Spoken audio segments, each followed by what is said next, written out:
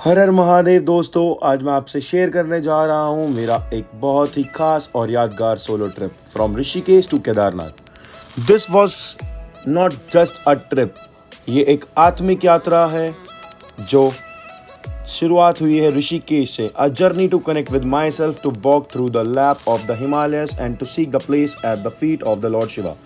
ऋषिकेश, मेरी जर्नी का starting point था Rishikesh, a peaceful and spiritual town settled along the Ganga। यहाँ की एनर्जी की कुछ और ही होती है। I rented a scooty, packed my bag और निकल पड़ा अकेले पहाड़ों की ओर। Devprayag, my first stop was Devprayag where the Bhagirathi and Alaknanda rivers merged to form the sacred Ganga। मैं वहाँ कुछ देर रुका, संगम को देखा और दिल एकदम शांत हो गया। I just sat there, no rush, no noise, just me and the sound of two mighty rivers becoming one। Srinagar Dhari Devi Temple. From there, I rode towards Srinagar, enjoying the mountains, the river banks, and the cliffs. Next, I visited the famous Dhari Devi Temple, जो अलकनंदा नदी के बीचों बीच एक चट्टान पर स्थित है। People believe she is the protector goddess of Uttarakhand, and trusted me, that place felt powerful and peaceful at the same time. Then I rode to Sonprayag. Then I rode to Rudraprayag first, yes, where the Mandakini and Alaknanda rivers meets. The vibe there, it's deeply spiritual.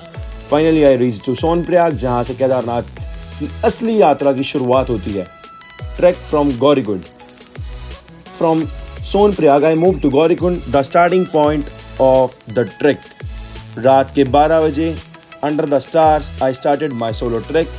Yes, alone in the dark, just mountains, my will and faith। थोड़ी थकान थी, थोड़ी ठंड, पर दिल में एक ही आवाज़ थी, शिव बुला रहे हैं, हर हर महादेव, हर हर महादेव। ट्रैकिंग के बीच मैंने बहुत सारी चीज़ें देखी, जैसे बेचारा एक खच्चर दिन तक जब तक ये काम कर रहा था तो इसको अपने अच्छे से घुमाया फिराया, अब रात को इसको यहीं इसके रास्ते पे छोड़ दिया। और एक छोटा सा ट्रैक्टर जिसके आगे भी वजन और पीछे भी वजन। और फिर से मैं निकल चुका हूँ इस ट्रैकिंग पर। अकेला मैं था। आप देखो, पूरी ट्रैकिंग, बहुत ही कम लोग थे, रात को बहुत ही कम लोग ट्रैक करते हैं। और साथ ही साथ आ रही थी साइड में चलती हुई इस नदी की आवाज़, जो कि बहुत ही डरा रही थी। और ये देखिए सामने लाइट्स आपको दिखा रही हैं, जो ट्रैकिंग का रास्ता है पूरा। और ठंड बहुत लग रही है यहाँ पे, गजब वाली ठंड है, बढ़िया वाली। तो चलते चलते थोड़ा थक भी गया था और काफ़ी मन कर रहा था कि रेस्ट करूं, बट मेरा एक ही लक्ष्य था, मेरे को जल्दी से जल्दी ट्रैक ऊपर पहुंचना है, क्योंकि मैं बहुत ज़्यादा एक्साइटेड था। और इस साइड में नदी हमें मोटिवेट कर रही थी, मेरे को नदी बहुत मोटिवेट कर रही थी कि जैसे मैं हर चीज़ों से टकराते हुए लड़ते हुए आगे जा रही हूँ, वैसे तेरे को भी बढ़ना है। और फिर केदारनाथ चलते चलते मेरे से रह गया था दूर 8.5 किलोमीटर। फिर से उसके बाद यहाँ से थोड़ा मोटिवेशन मिलता है, जितने भी रास्ते में साइन बोर्ड्स आते हैं। पूरी रात ट्रैक करके मैं थक तो गया था, पर हाँ, जैसे ही मैंने उजाला देखा, जैसे ही सूर्य भगवान की किरणें देखी और दिन निकल गया, तो एक अलग ही लेवल का मोटिवेशन आ गया था और एक जोश भर गया था कि यस, इतना तो मैंने कवर कर लिया है, अब कुछ नहीं हो सकता, अब मैं आगे ज़रूर पहुँचूंगा। पहले मेरे को डर लग रहा था, डर था। अब ये देखो, रास्ते में मैंने देखी यहाँ पे बर्फ़, तो मेरे को लगा अगर रास्ते में इतनी बर्फ़ है तो ऊपर जाके तो बहुत ही बर्फ़ मिलेगी। मतलब रास्ते में, मतलब मेन चीज़ ये थी, बर्फ़ तो थी ऊपर से, हमें यहाँ से बर्फ़ दिखने लग गई थी सामने पहाड़ों में, पर ये था कि रास्ते में ट्रैक के ऊपर बर्फ़। और चलते मज़ा ही आ गया था। आप देख सकते हैं टेंट सिटी यहाँ पे स्टार्ट हो गई थी। रात, मतलब जितने ही बंदे जो ऊपर रात को ट्रैक करते हैं, रात को पहुँच के सब यहाँ पे रेस्ट कर रहे थे। सुबह भीड़ बढ़ती जा रही थी, जितनी रात को शांति थी, ट्रैक में मज़ा आ रहा था, सुबह उतनी ही भीड़ बढ़ती जा रही थी। फिर मैंने डिसीजन लिया एक शॉर्टकट लेने का, क्योंकि यहाँ पे बहुत ही ज़्यादा क्राउड हो गया था और घोड़े और खच्चर इतनी तेज़ चल रहे थे। तो अब देखिए सामने कैसे बर्फीले चट्टान दिख रहे हैं और हेलीकॉप्टर्स की आवाजाही। तो भाई बढ़िया धूप लग गई, तो बढ़िया, मतलब मन खुश हो गया था यहाँ पे पहुँच के।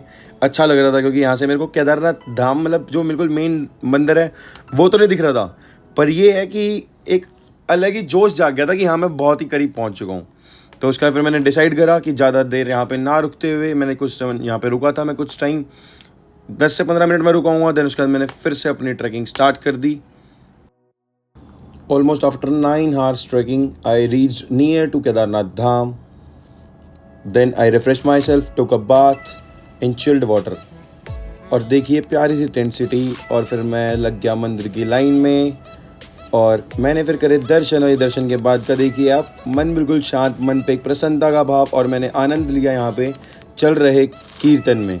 मज़ा आ गया गाइस। एक तो इतने बढ़िया दर्शन हुए मेरे, और ऊपर से फिर कीर्तन में बैठने का मौका मिल गया मेरे को। मंदिर के पीछे के पहाड़ों को देखा, कुछ देर वहाँ शांति से बैठा और वाइब को एब्जॉर्ब किया। महादेव के दर्शन करते ही मेरी सारी थकान दूर हो गई और मैं बार बार महादेव को धन्यवाद कर रहा था, उस परम पिता परमेश्वर को। और मतलब कोई शब्द, मैं अपनी जो उस टाइम की जो मेरी फीलिंग्स थी, मैं उसको अपनी शब्दों में बयां नहीं कर सकता। इतना एक अलग ही पॉजिटिव एनर्जी, पूरा जोश, और सिर्फ मैं और महादेव, मैं फील कर रहा था उस जगह को। बहुत ही अलग एक अद्भुत दृश्य था। और फिर मैंने वहाँ पे वीडियोस बनाई,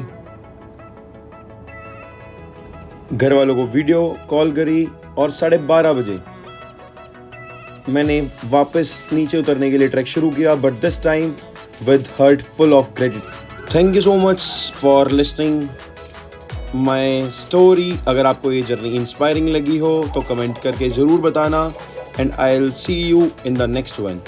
हर हर महादेव।